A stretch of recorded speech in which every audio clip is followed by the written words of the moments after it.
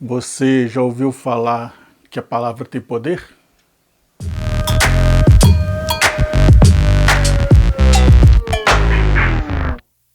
Eu fui descobrir isso, eu estava na sexta série e eu gostava mais de português do que de matemática.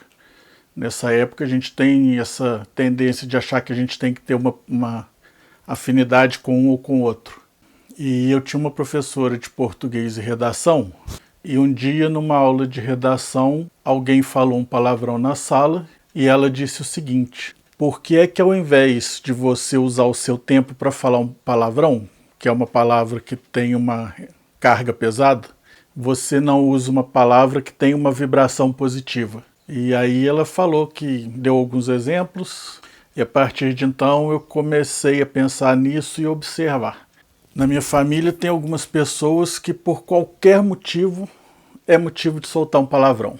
E essas pessoas andam sempre com dificuldade, sempre com algum problema, sempre com algum estresse. E aí eu comecei a reparar nas pessoas que não têm o hábito de falar um palavrão. Não são pessoas santas. Com certeza, quando o dedo bate numa quina de móvel, sai um palavrão em alto e bom tom. Mas enfim, o que eu estou dizendo aqui é a questão do hábito. Usar determinados termos de forma cotidiana, várias vezes no dia, e você eventualmente soltar um palavrão. E essas pessoas que não têm o hábito do palavrão, ela tem uma vida mais estabilizada. Estabilizada não no sentido de que não falta dinheiro, não no sentido de que não tem problemas. Isso todo mundo tem. Mas essas pessoas que evitam esse tipo de vibração no seu dia a dia, parece que elas têm uma facilidade melhor para resolver as coisas. Essas pessoas que têm esse hábito de todo dia estar usando palavras com vibrações mais pesadas, sempre elas têm um probleminha, todo dia tem uma coisa para resolver e não resolve porque aquilo fica agarrado, não flui direito. Parece que tem alguma coisa que trava a engrenagem ali. E eu acho que tem muito a ver, porque não sei se você já viu esse experimento aqui. Esse experimento, eles conectam um dispositivo de uma placa metálica e ligam um determinado som numa determinada frequência, e conforme a frequência do som que eles ligam, se forma um desenho diferente na placa. Isso só por conta da vibração do som. Formando desenhos nessa superfície metálica, por exemplo. É de se esperar que quando você transforma um pensamento em som, então essa vibração ela provoca alguma alteração no ambiente. E eu não estou falando de uma forma mística, holística, nada nesse sentido. O que eu estou dizendo aqui é que esse experimento que eu mostrei, que a vibração do som produz desenhos diferentes numa superfície, então isso mostra para a gente que a vibração do som é capaz de alterar o meio físico. Então, se você transforma um pensamento em palavra, esse som vai provocar alguma alteração aí no seu ambiente. Então, eu só vou falar palavras de boa vibração. Muito difícil. Não é por aí também, não é esse o raciocínio. O raciocínio é um pouco que se disciplinar, tentar colocar em prática uma atitude que você determina. Vou evitar palavras com esse tipo de vibração. E aí você conseguir colocar isso em prática. Quando você consegue no seu dia a dia botar isso em prática, é o primeiro passo para você estar disciplinando o seu cérebro. Você ter uma atitude, colocar em prática e observar os resultados. É um exercício que não vai te custar nada, vai te custar esforço e disciplina. E se você quiser fazer, depois você pode até contar pra gente se você observou alguma diferença no seu dia a dia. Você pode tanto começar a evitar palavras de vibração pesada, quanto começar a usar as palavras de vibração pesada para você fazer um exercício, um teste, uma observação de como isso afeta o seu dia a dia. Eu acho que a melhor forma da gente experimentar uma teoria é a gente mesmo vivenciando aquilo. A gente vê muita gente indo para a igreja e para os cultos e para as reuniões das religiões, e durante as cerimônias é tudo paz, é tudo muito tranquilo, muito sossegado.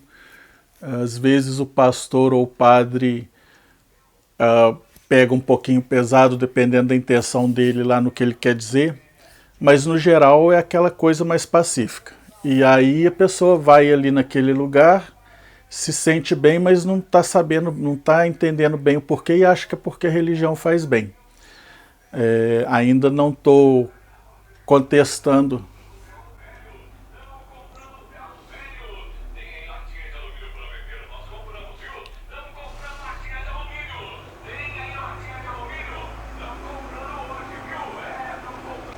Caminhão do ferro velho.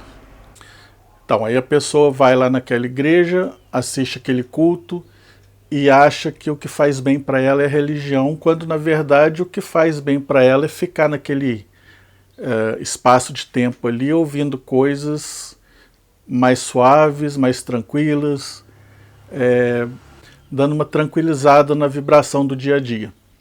Eu não estou aqui questionando a importância da religião ainda. Mas o que eu queria observar é isso.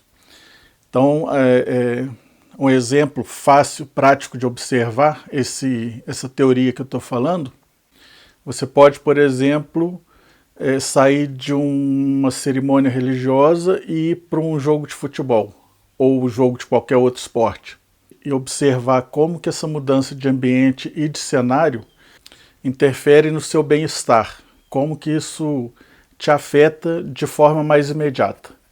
Não quer dizer que você deva fazer isso e que isso vá surtir um efeito milagroso na sua vida, mas é um exercício que pode te mostrar como que esse uso das palavras no dia a dia, no ambiente que a gente vive, pode interferir no nosso bem-estar durante a vida. Eu quero aqui levantar uma hipótese de que é uma coisa que eu tenho observado no meu dia a dia e que eu tenho notado diferença em grupos bem específicos. Uma coisa que eu não sei se acontece com vocês também, mas assim, uma coisa que me incomoda bastante é quando eu passo perto de alguns locais onde estão sendo realizadas cerimônias religiosas e eu ouço as pessoas gritando e as pessoas falando alto e sem parar e várias pessoas ao mesmo tempo, uma confusão. Eu entendo que no pensamento dessas pessoas deve estar havendo algum tipo de manifestação ali. Mas, assim, é uma coisa que, para mim, pessoalmente, me incomoda bastante.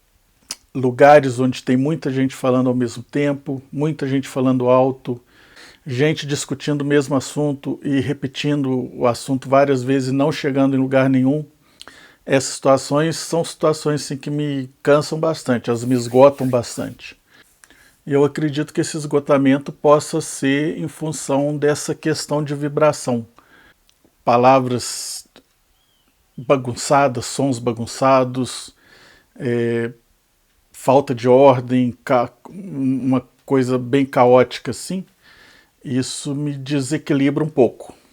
Ao mesmo tempo que quando eu estou numa conversa tranquila, que as ideias se alinham, que as discussões chegam em algum lugar, você deixa o seu ponto de vista e fica aberto para que a outra pessoa se manifeste e coloque o ponto de vista dela, e você ouve aquilo e você pensa naquilo.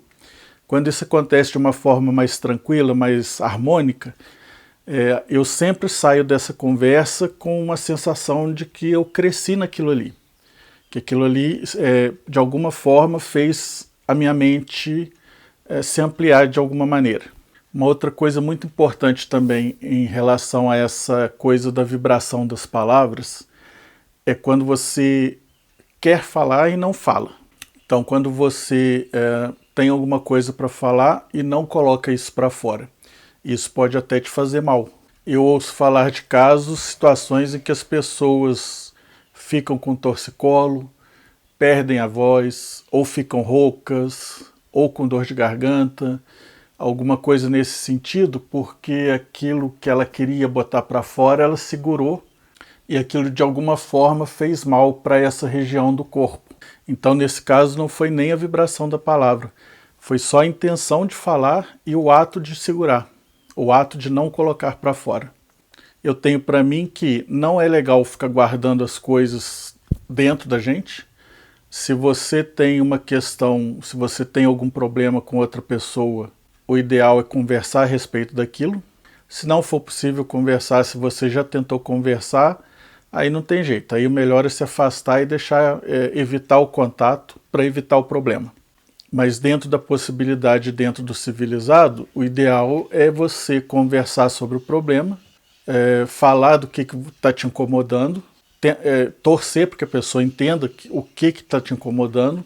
Não é uma coisa que você possa deixar para lá, porque se é um comportamento que te incomoda e é um comportamento da outra pessoa, o máximo que você pode fazer é dizer para aquela pessoa que aquele comportamento te incomoda. Você não pode fazer aquela pessoa mudar de comportamento. Cada um pode ser o que quiser ser, mas a mudança parte de dentro. A pessoa tem que entender que aquela mudança é importante. Se para outra pessoa é indiferente tentar melhorar o comportamento, mudar de alguma forma, para que vocês possam viver em harmonia, então você também não deve ficar se gastando convivendo com aquela situação. Se for possível, o ideal é se afastar e evitar o problema. E quando eu for falar com o outro daquilo que me incomoda no comportamento dele, estar aberto para que o outro se manifeste também. E se ele tiver alguma coisa no seu comportamento que incomode, ele tem a oportunidade de falar ali também. Então é um pensamento bem simplesinho que eu estava remoendo ali e queria compartilhar. E de repente, se você quiser conversar sobre o assunto, vamos bater um papo a respeito. Tá bom? Então tá bom.